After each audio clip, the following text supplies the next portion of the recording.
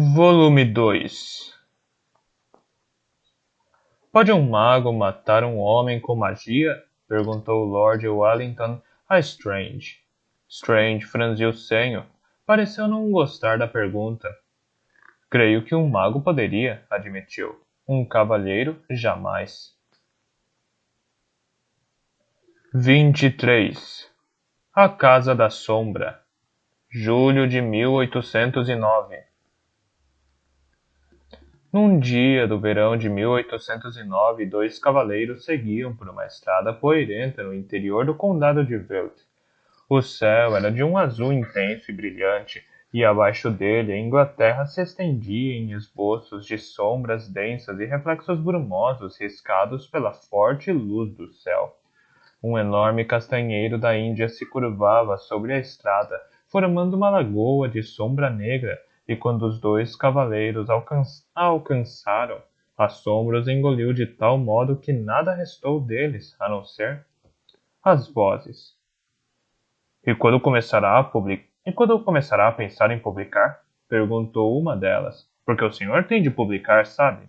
Tenho pensado nisso e creio que o primeiro dever de todo um mago moderno é publicar. Surpreende-me que Norrell não publique. Creio que o fará quando chegar a hora, observou outra voz. Quanto a mim, quem desejaria ler o que tenho escrito? Nos dias de hoje, em que Norrell produz um novo milagre a cada semana, não posso imaginar que o trabalho de um mago puramente teórico seja de grande interesse a alguém. Ah, o senhor é muito modesto, retrucou a primeira voz. Não deve deixar tudo para Norrell. Ele não consegue fazer tudo. Ah, consegue sim. Ele faz, suspirou outra voz. Que bom encontrar velhos amigos, pois se trata de Mr. Honeyfoot e Mr. Segundos. Contudo, por que razão os vemos a cavalo numa espécie de exercício que não condiz nem com um nem com outro, que nenhum nem outro pratica com regularidade, uma vez que Mr. Honeyfoot é muito velho e Mr. Segundos muito pobre? E num dia como este, tão quente que fará Mr. Honeyfoot primeiro transpirar, depois sentir comichões, depois se cobrir de borbulhas vermelhas. Um dia de uma claridade tão ofuscante que com certeza causará a Mr. Segundos uma de suas costumeiras dores de cabeça. E o que fazem os dois no condado de Veldt? Sucedeu que, no curso dos esforços empreendidos em nome da pequena escultura de pele da jovem com folhas de era no cabelo, Mr. Honeyfoot fizera uma descoberta. Acreditava ter identificado um homem de Avebury como o assassino. Daí, foi ao condado com o propósito de examinar uns documentos antigos na igreja da paróquia de Avebury. Porque, como explicara a Mr. Segundos, se descobrir quem foi, então isso talvez me leve a descobrir quem era jovem e que obscuro impulso o levou a matá-la. Mr. Segundos acompanhara o amigo, examinara todos os documentos e o ajudara a decifrar o latim antigo. Mas, embora adorasse documentos antigos, ninguém os adorava mais do que ele, e depositasse grande fé no que poderiam conseguir. Mr. Segundos, no íntimo, duvidava de que 7 palavras latinas de 5 séculos atrás pudessem explicar a vida de um homem. Mr. Honeyfoot, porém, era todo otimismo. Ocorreu então a Mr. Segundos que, uma vez que se encontravam em Veldt, deveriam aproveitar a oportunidade para visitar a Casa da Sombra, situada nesse mesmo condado e que os dois não conheciam. Muitos de nós ouvimos falar da Casa da Sombra nas salas de aula. O nome evoca vagas noções de magia e ruínas, mas poucos de nós temos uma recordação clara do motivo pelo qual ela é tão importante. A verdade é que os historiadores da magia ainda discutem sua importância e alguns se apressarão a lhe dizer que a casa não tem a menor importância.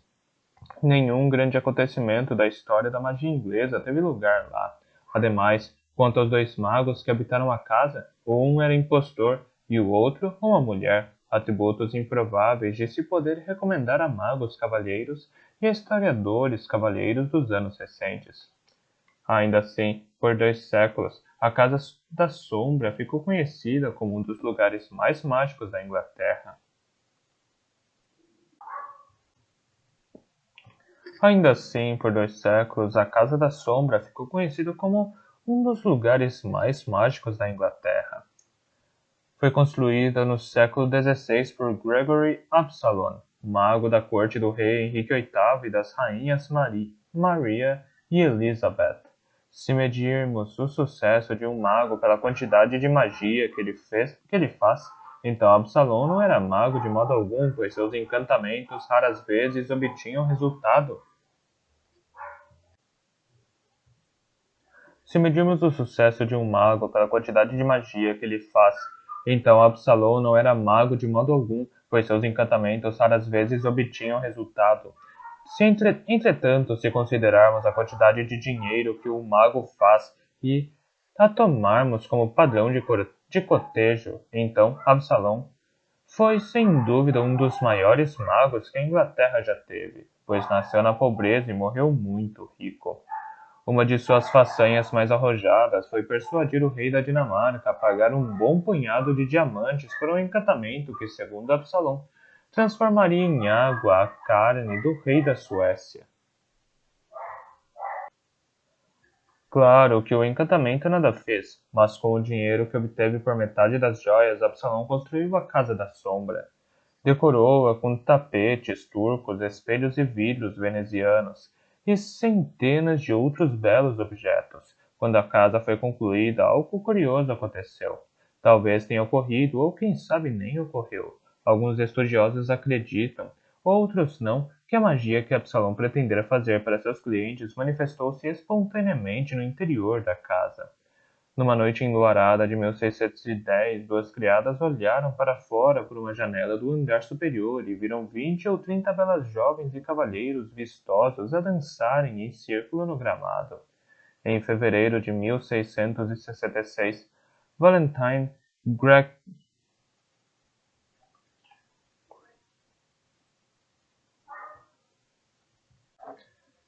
Em fevereiro de 1666, Valentine Greatrakes, um irlandês, teve uma conversa em hebraico com os profetas Moisés e Arão num pequeno corredor ao lado do grande armário de roupas de cama.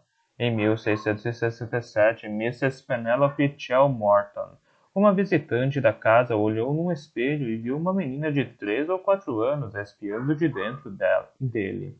Enquanto observava com atenção, viu a menina crescer e envelhecer e reconheceu a si mesma. O reflexo de Mrs. Chelmorton continuou a envelhecer até restar não mais que um cadáver seco no espelho. A fama da Casa da Sombra se baseia nessas e numa centena de outras histórias.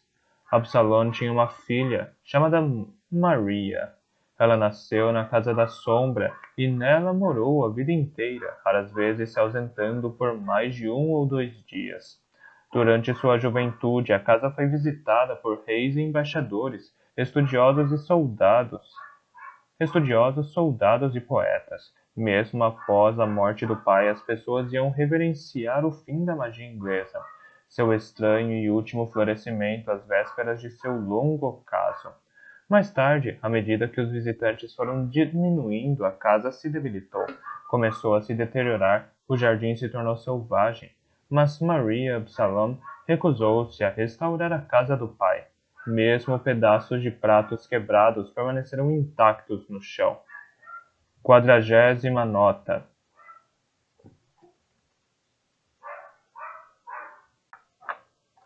No 50º ano, as eras haviam crescido com tal vigor e se expandido de tal forma que vicejavam dentro de armários e tornavam os pisos escorregadios e perigosos de neles se andar.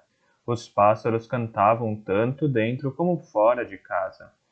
No 100º ano, a casa e a mulher eram uma só ruína, embora nenhuma delas tivesse se extinguido de todo. Maria viveu outros 45 anos até morrer em seu leito numa manhã de verão, com as sombras das folhagens de um enorme freixo e a luz irregular do sol incidindo sobre ela. Enquanto se apressavam rumo à Casa da Sombra na tarde quente, Mr. Honeyfoot e Mr. Segundos estavam um pouco nervosos, com receio de que Mr. Norrell viesse a saber dessa visita, pois a julgar pelos almirantes e ministros que lhe enviavam cartas respeitosas e lhe faziam visitas. Mr. Norrell se tornava ilustre hora após hora. Temiam que ele julgasse que Mr. Honeyfoot infringira as condições do contrato. Assim, para que o menor número possível de pessoas tomasse conhecimento do seu plano, não revelaram a quem quer que fosse aonde iam. Partiram de madrugada, andaram até uma fazenda onde poderiam alugar cavalos e se dirigiram à Casa da Sombra por um caminho de muitos rodeios. No fim da estrada poeirenta e branca viram-se diante de um par de portões altos. Mr. Segundos apeou do cavalo para abri-los. Eram portões feitos de um excelente ferro batido castelhado, porém tomados por uma ferrugem de um vermelho vivo e escuro, e com sua forma original deteriorada, retorcida. A mão de Mr. Segundo se cobriu de traços de poeira, como se 1 milhão de rosas secas e pulverizadas se tivesse compactado para criar a aparência irreal de um portão. O ferro ondulado tinha como ornamentos adicionais pequenos rostos risonhos e cruéis em baixo relevo, de um vermelho abrasado e em desintegração, como se a parte do inferno onde esses pagãos hoje residem estivesse aos cuidados de um demônio desatento que deixara a folha esquentar em demasia. Do outro lado do portão, 1000 rosas cor-de-rosa pálidas e altas, paredões oscilantes de olmos, freixos e castanheiras iluminados pelo sol, e um céu azul, muito azul. Havia 4 cumeeiras elevadas, uma profusão de chaminés cinzas e altas, e janelas com gelosias de pedra. Mas a Casa da Sombra estava em ruínas havia bem mais de um século, e fora construída tanto de sabugueiros e rosas caninas como de calcário prateado, contendo em sua composição não apenas brisas com odores de verão, mas também de ferro e vigas. É igual a outras terras, disse Mr. Segundos, no entusiasmo, comprimindo o rosto contra o portão e dele recebendo uma impressão em forma de rosas pulverizadas. 41ª nota. Abriu o portão com um puxão e conduziu o cavalo. Mr. Honeyfoot seguiu atrás. Amarraram os cavalos ao lado de uma bacia de pedra e começaram a explorar os jardins. A área em volta da Casa da Sombra talvez não merecesse a denominação de jardins. Ninguém cuidara dela por mais de 100 anos. Tampouco constituía bosque ou uma selva. Não há palavra no idioma que defina um jardim de mago 200 anos após a morte do mago. Os jardins da Casa da Sombra eram mais férteis e desordenados do que qualquer jardim que Mr. Segundos e Mr. Honeyfoot tinham visto até então. Mr. Honeyfoot ficou extremamente encantado com tudo o que viu. Irrompeu em exclamações de admiração ante uma extensa aléia de olmos onde as árvores serviam à altura da cintura deles, por assim dizer, num mar de dedaleiras de um rosa vívido. Maravilhou-se em voz alta diante do entalhe de uma raposa com um filhote na boca. Falou animadamente da notável atmosfera mágica do lugar e afirmou que até mesmo Mr. Norrell aprenderia algo se visitasse o local. Mr. Honeyfoot, porém, não era suscetível a atmosferas. Mr. Segundos, em compensação, começou a ficar apreensivo. Apareceu-lhe que o jardim de Absalom exercia uma estranha influência sobre ele. Várias vezes, enquanto Mr. Honeyfoot e ele caminhavam, viu-se prestes a falar com alguém que julgou conhecer, ou senão reconhecendo um lugar em que estivera antes, mas cada vez que estava a ponto de se lembrar do que queria dizer, dava-se conta de que o que tomara como um amigo era na realidade apenas uma sombra na superfície de uma roseira. A cabeça do homem não passava de um ramo de rosas pálidas e a mão um outro. O lugar que Mr. Segundos julgou tão bem reconhecer como cenário de passagem comum de sua infância nada mais era do que a junção casual de um arbusto amarelo com alguns galhos oscilantes de sabugueiro e com a quina aguda e ensolarada da casa. Ademais, Não sabia quem era o tal mago nem em que lugar estava, e isso começou a perturbá-lo tanto que meia hora depois propôs a Mr. Honeyfoot sentarem um pouco. Meu caro amigo, disse Mr. Honeyfoot, o que foi? Sente-se mal? Está muito pálido. As mãos tremem. Por que não me falou antes? Mr. Segundos passou a mão na testa e disse ininteligivelmente que acreditava que alguma magia estava prestes a se realizar. Tinha a mais nítida impressão de que era esse o caso. Magia? Exclamou Mr. Honeyfoot. Mas que magia será? Olhou em volta, nervoso, temendo que Mr. Norrell surgisse de repente de trás de uma árvore. Penso que é só o calor do dia que o aflige. Também sinto muito calor, mas é tolice nossa permanecermos nessa condição, pois aqui está o confronto, pois aqui está o conforto, aqui está fresco. Sentar-se à sombra de árvores altas como estas, ao lado de um riacho agradável e sonoro como este é o melhor tônico no mundo. Venha, Mr. Segundos, vamos nos sentar aqui. Sentaram-se à margem ervosa de um riacho acastanhado. O ar quente e suave, o perfume das rosas acalmaram e aquietaram Mr. Segundos. Os olhos dele se fecharam uma vez, abriram-se, fecharam outra vez, abriram-se, lenta e pesadamente. Ele começou a sonhar em seguida. Viu uma porta alta num lugar escuro, fora entalhada numa pedra cinza prateada que brilhava um pouco, como se houvesse luar. A ombreira da porta era feita à imagem de dois homens, ou poderia ser apenas um, pois ambos eram o mesmo. O homem parecia dar um passo como se saindo da parede, e John Segundos logo o reconheceu como mago. Não viu o rosto com clareza, apenas o suficiente para saber que era um rosto jovem e bonito. Em sua cabeça havia um boné com um bico aguçado e asas de corvo em cada lado. John Segundos passou pela porta e por um momento viu tão só o céu negro, as estrelas e o vento. Em seguida, porém, notou um cômodo em ruínas. Apesar disso, as paredes que lá existiam estavam forradas de quadros, tapeçarias e espelhos.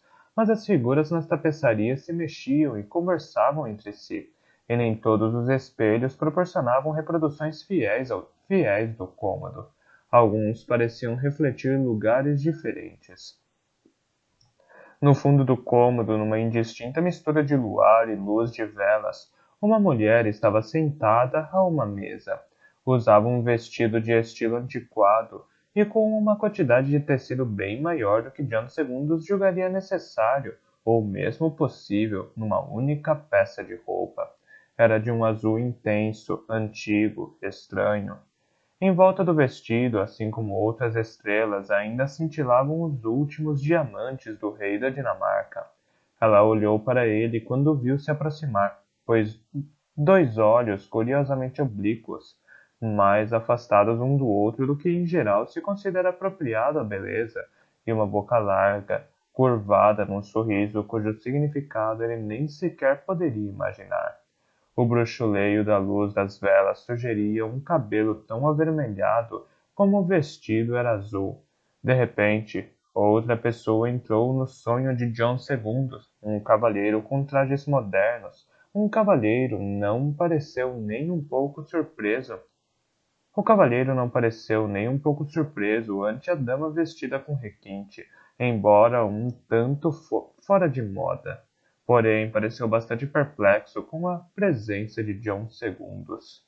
Estendendo a mão, pegou no ombro de John Segundos e começou a sacudi-lo. Mr. Segundos se deu conta de que Mr. Honeyfoot tinha agarrado seu ombro e o sacudia de leve. Desculpe-me, disse Honeyfoot. Mas o senhor gritou enquanto dormia e achei que gostaria de acordar. Mr. Segundos o olhou um pouco perplexo. Tive um sonho, disse. Um sonho muito curioso. Mr. Segundos contou o sonho a Mr. Honeyfoot. Mas que lugar mágico admirável! Exclamou Mr. Honeyfoot com aprovação. Seu sonho, tão repleto de símbolos e agouros estranhos, é outra prova disso. Mas o que significa? perguntou Mr. Segundos. Ah, fez Mr. Honeyfoot, interrompendo-se para refletir um pouco. Bem, o senhor disse que a mulher trajava um vestido azul. Azul significa, deixe-me pensar, imortalidade, castidade e fidelidade. Representa Júpiter e pode ser simbolizado pelo estranho. Pelo estanho? Pois bem, aonde isso nos leva? A nenhum lugar. A lugar nenhum, creio, suspirou Mr. Segundos. Sigamos em frente. Ansioso por ver mais, Mr. Honeyfoot concordou sem demora com a proposta e sugeriu que explorassem o interior da Casa da Sombra. Na forte luz do sol, a casa nada mais era do que uma altaneira névoa verde azulada contra o céu. Ao cruzarem a porta e entrarem no grande salão, Mr. Segundos não conteve uma exclamação. O que foi agora? Perguntou Mr. Honeyfoot sobressaltado. Em cada lado da entrada havia uma escultura de pedra do Rei Corvo. Eu as vi em meu sonho, respondeu Mr. Segundos. No grande salão, Mr. Segundos olhou em volta. Os espelhos e os quadros que vira em sonho já não existiam. Lilazes e sabugueiros forravam as paredes esburacadas. Castanheiros da Índia e freixos formavam um telhado verde e prata, balançante que sarapintava o céu azul. Relvas douradas vistosas e piscos felpudos criavam uma gelosia para as janelas de pedra vazadas. Num canto da sala havia duas esculturas indistintas imersas numa luz de sol intensa. Alguns objetos estranhos espalhavam-se pelo piso, numa espécie de escombros mágicos, pedaços de papel com fragmentos de encantamentos rascunhados, uma bacia de prata cheia d'água e uma vela consumida até a metade num antigo castiçal de latão. Mr. Honeyfoot desejou bom dia às duas esculturas espectrais. Uma delas respondeu num tom de voz sério e cortês, mas a outra logo exclamou: Henry, é ele! Este é o sujeito! E este é o homem que descrevi. Não vê? Um homenzinho de olhos e cabelos tão pretos que poderia ser italiano, embora tenha uns poucos fios grisalhos, mas com uma expressão tão serena e tímida que só pode ser inglês, sem dúvida. Um casaco surrado todo empoeirado e remendado com punhos roídos que procura esconder. Ao apará-las com a tesoura, Henry, este é o homem com certeza. Olá, senhor, chamou, dirigindo-se de súbito a Mr. Segundos. Explique-se. O pobre Mr. Segundos ficou extremamente espantado ao ouvir a si mesmo e seu casaco serem descritos com tal minúcia por um total estranho e uma descrição particularmente embaraçosa, nem um pouco cortês. Enquanto permanecia imóvel, tentando reorganizar os pensamentos, seu interlocutor entrou na sombra de um freixo que formava parte da parede norte da sala, e pela primeira vez no mundo desperto, Mr. Segundos viu Jonathan Strange. Um pouco hesitante, porque ao falar estava ciente de que soava de forma estranha, Mr. Segundos disse: Meu senhor, creio tê-lo visto em meu sonho. Isso apenas irritou Jonathan Strange ainda mais. O senhor? O sonho, meu senhor, era meu. Deitei-me com o propósito de sonhá-lo. Posso apresentar provas, testemunhas de que o sonho era meu. Mr. Woodhope apontou para o companheiro. Me viu fazê-lo. Mr. Woodhope é um ministro da Igreja Anglicana e reitor de uma paróquia no condado de Gloucester. Não posso conceber que sua palavra seja posta em dúvida. Pelo que me consta, na Inglaterra, os sonhos de um cavalheiro são de interesse privado. Creio que existe uma lei concernente a isso. E se não existir, ora, sem dúvida o Parlamento deveria aprovar uma o quanto antes. Impediria que um homem se convidasse a entrar no sonho alheio. Strange fez uma pausa para tomar fôlego. Meu senhor, exclamou Honeyfoot, inflamado. Devo lhe pedir mais respeito ao se dirigir a este cavalheiro. O senhor não teve a sorte de conhecê-lo como eu conheço, mas se tiver essa honra, saberá que nada está mais distante de seu caráter do que o desejo de ofender o próximo. Strange emitiu uma espécie de exclamação irritada. É com certeza muito estranho que as pessoas entrem nos sonhos alheios, comentou Henry Woodhope. Por certo, não foi de fato o mesmo sonho, foi? Ah, creio que sim, retrucou Mr. Segundos, no suspiro. Desde que entrei neste jardim, senti que estava repleto de portas invisíveis e que as atravessei uma após a outra até adormecer e sonhar o sonho em que vi este cavalheiro. Fiquei num estado de confusão mental muito grande. Sabia que não tinha deixado as portas entreabertas nem as feito abrir, mas não me importei. Só desejava ver o que existia atrás delas. Henry Woodhope fitou Mr. Segundos como se não o tivesse entendido por completo. Mas ainda acredito que não possa ser o mesmo sonho, sabe? Explicou a Mr. Segundos como se falasse com uma criança de pouca inteligência. O senhor sonhou com o quê?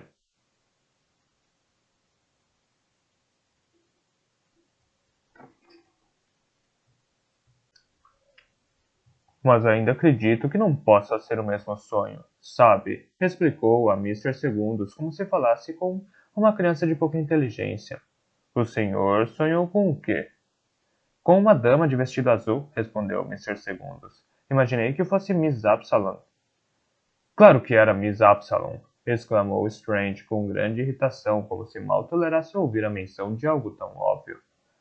Mas infelizmente o compromisso que a dama tinha era apenas com um cavalheiro. Ela, é evidente, perturbou-se ao ver dois. Por isso logo desapareceu. Strange fez um movimento desaprovador de cabeça. Não deve haver mais que 5 homens na Inglaterra com pretensões à magia, e um deles tem de vir aqui interromper meu encontro com a filha de Absalom. Mal posso acreditar nisso. Sou o homem mais desafortunado da Inglaterra. Deus sabe o quanto me empenhei para sonhar esse sonho. Exigiu-me 3 semanas de trabalho, dia e noite, preparados os encantamentos de invocação. E quanto ao... Mas isso é maravilhoso, interrompeu Mr. Honeyfoot. É assombroso. Ora, nem mesmo o próprio Mr. Norrell teria se aventurado a tal coisa. Fez Strange, dirigindo-se a Mr. Honeyfoot. Não é tão fácil como imagina. Em primeiro lugar, o senhor deve enviar um convite à dama qualquer.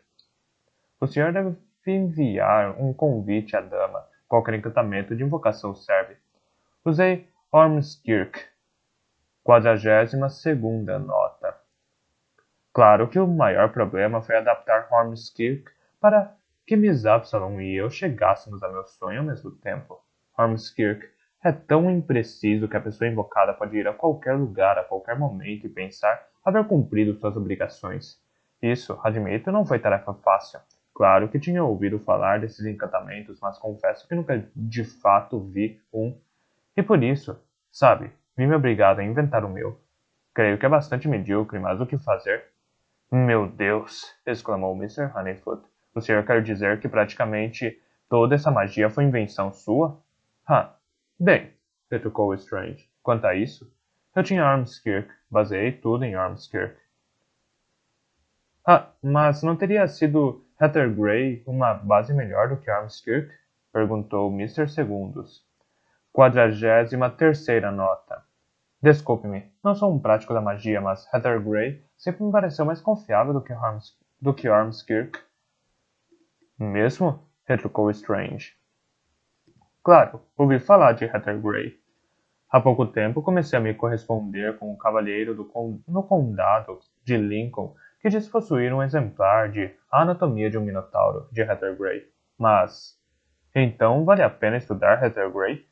Mr. Honeyfoot afirmou que Heather Grey não valia a pena, que o livro dele era o maior disparate do mundo. Mr. Segundos discordou e Strange viu-se mais interessado e menos consciente de sua irritação com Mr. Segundos. Pois quem pode permanecer irritado com Mr. Segundos por muito tempo? Creio que existem pessoas que se ofendem com a bondade e a amabilidade, cujo espírito se exaspera diante da gentileza, mas me alegra dizer que Jonathan Strange não era uma delas. Mr. Segundos se desculpou por haver atrapalhado a magia e Strange, com um sorriso e uma reverência, disse que Mr. Segundos deveria esquecer o incidente. Não lhe perguntarei, disse Strange a Mr. Segundos, se é mago. A facilidade com que penetra no sonho alheio revela seu poder. Strange dirigiu-se a Mr. Honeyfoot. Mas o senhor também é mago? Pobre Mr. Honeyfoot, uma pergunta tão direta, atingindo um ponto tão sensível. Ainda era um mago em essência e não gostava que o lembrassem da perda. Respondeu que fora um mago não muito tempo atrás, mas que tinha sido obrigado a renunciar a isso. Nada poderia estar mais longe de sua vontade. O estudo da magia, da boa magia inglesa, era, em sua opinião, a mais nobre ocupação do mundo. Strange o observou com alguma surpresa. Não entendo muito bem. Como pode alguém obrigá-lo a renunciar aos seus estudos contra sua vontade? Então Mr. Segundus e Mr. Honeyfoot contaram que tinham sido membros da Sociedade Culta dos Magos de York e que a sociedade havia sido desfeita por Mr. Norrell. Mr. Honeyfoot perguntou a Strange que opinião tinha de Mr. Norrell. Ah, fez Strange com um sorriso. Mr. Norrell é o santo protetor dos livreiros ingleses. O que disse? Indagou Mr. Honeyfoot. Ah, exclamou Strange. Falam de Mr. Norrell em todos os lugares dedicados ao comércio de livros, de Newcastle a Penzance. O livreiro sorri, faz uma reverência e diz: Ah, o senhor chegou muito tarde. Eu tinha vários livros excelentes sobre magia e história, mas vendi todos a um cavalheiro cultíssimo do condado de York. É sempre Mr. Norrell. Pode-se comprar, se for o caso, livros pelos quais Mr. Norrell não se interessou. Em geral, comprovei que livros que Mr. Norrell não leva são de fato objetos excelentes para acender a lareira. Mr. Segundus e Mr. Honeyfoot naturalmente mostraram-se ansiosos por conhecer melhor Jonathan Strange, e ele parecia de igual modo desejoso de conversar com eles. Por conseguinte, após cada um formular e responder as perguntas de praxe, onde está hospedado? Ah, na estalagem George, em Avebury. Mas que coincidência, nós também. Logo resolveram que os quatro deveriam retornar a Avebury e jantar juntos. Ao deixarem a Casa da Sombra, Strange deteve-se junto à porta do Rei Corvo e perguntou a Mr. Segundus e a Mr. Honeyfoot se eles já tinham visitado a antiga capital de Newcastle, no norte. Ambos responderam que não. Esta porta é uma reprodução da que os senhores encontrarão em cada canto daqui, disse Strange. A primeira neste estilo foi feita quando o rei ainda estava na Inglaterra. Naquela cidade tem-se a impressão de que, em toda parte, o rei está saindo de alguma passagem em arco escura e empoeirada e avançando em nossa direção. Strange sorriu com ironia. Mas metade de seu rosto está sempre escondido e ele nunca falará conosco. Às 5 da tarde, sentaram-se para jantar no salão da estalagem George. Na estalagem George, Mr. Honeyfoot e Mr. Segundus julgaram Strange uma companhia extremamente agradável, animado e conversador. Henry Woodhope, de sua parte, comeu com avidez e, quando terminou, ficou a olhar pela janela. Mr. Segundus, receando que Henry estivesse sentindo negligenciado, virou-se para ele e o congratulou pela magia que Strange realizara na Casa da Sombra. Henry Woodhope ficou surpreso. Não presumi que fosse caso de felicitação, redarguiu. Strange disse que não foi algo extraordinário. Mas, caro senhor, exclamou Mr. Segundus, quem sabe quando tal proeza foi realizada pela última vez na Inglaterra? Ah, nada sei de magia. Creio que é algo bastante atual. Li relatos sobre magia nos jornais de Londres. Mas a um clérigo sobra pouco tempo para a leitura. Ademais, conheço Strange desde que éramos meninos. Ele tem um caráter muito extravagante. Surpreende-me que esse capricho de magia haja durado tanto. Creio que logo se cansará, como se cansou de outras coisas. Dito isso, levantou-se da mesa e falou que pensava em dar uma pequena volta pelo vilarejo. Desejou boa noite a Mr. Honeyfoot e a Mr. Segundus e os deixou. Pobre Henry, comentou Strange assim que Mr. Woodhope saiu. Imagino que o entediamos terrivelmente. Foi muita bondade de seu amigo acompanhá-lo em sua viagem, uma vez que ele mesmo não tem nenhum interesse no assunto, comentou Mr. Honeyfoot. Foi muita bondade de seu amigo acompanhá-lo em sua viagem, uma vez que ele mesmo não tem nenhum interesse no assunto, comentou Mr. Honeyfoot. Ah, sem dúvida, exclamou Strange. Mas ocorre, sabe, que ele se viu forçado a vir comigo ao perceber o quanto de tranquilidade havia em casa. Henry está nos fazendo uma visita de algumas semanas, mas nossa vizinhança é muito isolada e creio que estou envolvido demais em meus estudos. Mr. Segundos perguntou a Mr. Strange quando ele havia começado a estudar magia. Na primavera do ano passado. Já realizou tanto? Exclamou Mr. Honeyfoot. Em menos de 2 anos? Caro Mr. Strange, isso é realmente extraordinário. O senhor acha mesmo? A mim me parece que pouco fiz até agora, mas acontece que não sabia onde procurar conselho. Os senhores são os primeiros magos confrades que conheço, e os aviso de antemão que pretendo fazê-los ficar acordados metade da noite respondendo a perguntas. Teremos satisfação em ajudá-lo no que pudermos, senhor, disse Mr. Segundos. Mas duvido que lhe possamos ser úteis. Sempre fomos apenas teóricos da magia. O senhor é modesto demais, afirmou Strange. Leve em conta, por exemplo, que suas leituras foram bem mais amplas do que as minhas. Dessa forma, Mr. Segundos passou a sugerir autores de quem Strange talvez não tivesse ouvido falar, e Strange começou a anotar nomes e obras de maneira um tanto casual, às vezes num caderninho de apontamentos, às vezes no verso da conta do jantar. Em uma ocasião, no dorso da mão, em seguida começou a indagar Mr. Segundos acerca dos livros.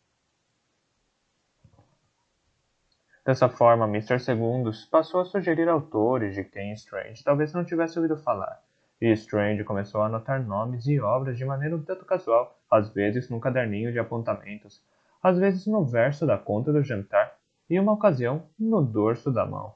Em seguida, começou a indagar Mr. Segundos acerca dos livros. Pobre Mr. Honeyfoot, como desejava participar dessa conversa interessante, e de fato participou dela, iludindo a ninguém, exceto a si mesmo, com pequenos estratagemas. Diga-lhe que leia A Linguagem das Aves, de Thomas Lancaster, sugeriu, dirigindo. Diga-lhe que leia A Linguagem das Aves, de Thomas Lancaster, sugeriu, dirigindo-se a Mr. Segundos e não a Strange. Sei que não tenho uma opinião favorável sobre ele, mas penso que podemos aprender muitas coisas com Lancaster. Em razão disso, Mr. Strange comentou que, tanto quanto sabia, existiam 4 exemplares de A Linguagem das Aves na Inglaterra. Em razão disso, Mr. Strange comentou que, tanto quanto sabia, existiam 4 exemplares de A Linguagem na Inglaterra. Havia apenas 5 anos atrás, um num livreiro de Gloucester, ou na biblioteca particular de um cavalheiro mago em Kendal, e um na propriedade de um ferreiro próximo a um Penzance, que o recebera como parte do pagamento pelo conserto de um portão de ferro, e um tapando a fresta de uma janela da escola de meninos no átrio da Catedral de Durham. E onde estão agora? Perguntou Mr. Honeyfoot. Por que não comprou um exemplar? Quando cheguei a cada um desses lugares, Mr. Norrell tinha estado lá antes e comprado todos eles, explicou Mr. Strange. Nunca pus os olhos nesse homem, contudo ele me frustra a cada passo. Por isso elaborei o plano de invocar um mago já morto e lhe fazer perguntas. Imaginei que uma dama seria mais solidária com meus esforços, daí ter escolhido Miss Absalom. 44ª nota. Mr. Segundos abanou a cabeça. Como método de aquisição de conhecimento, parece-me mais dramático do que conveniente.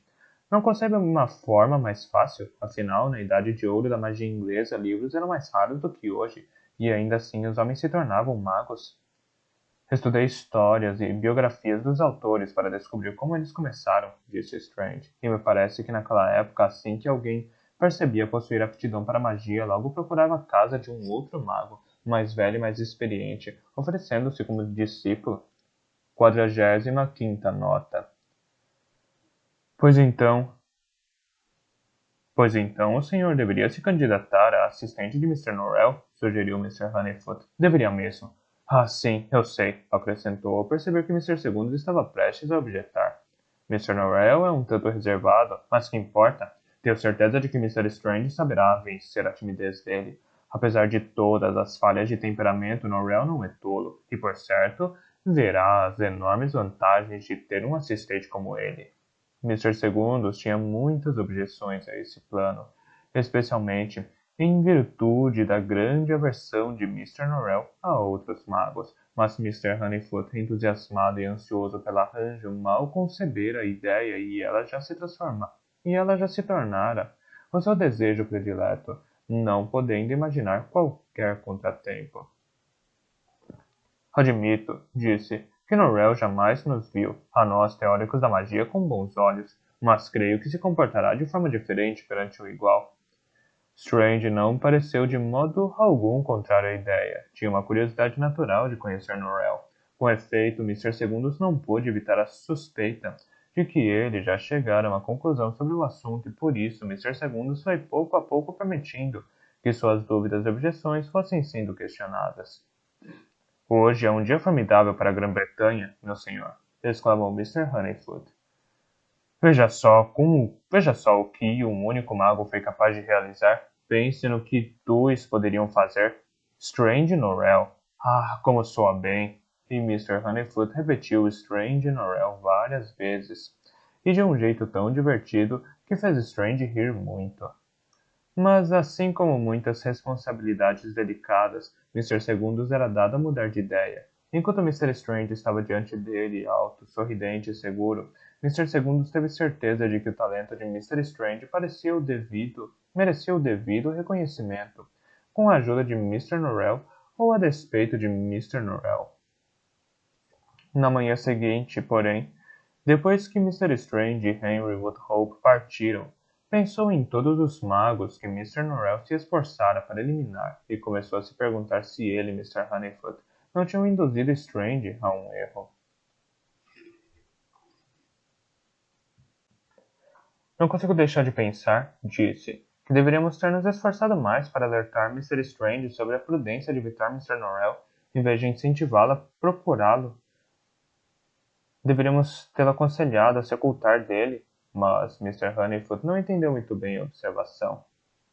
Nenhum cavalheiro gosta de que o aconselhem a se ocultar, replicou. E se Mr. Norrell pretende fazer algum mal a Mr. Strange, o que nem de longe creio ser o caso, estou certo de que Mr. Strange será o primeiro a descobrir.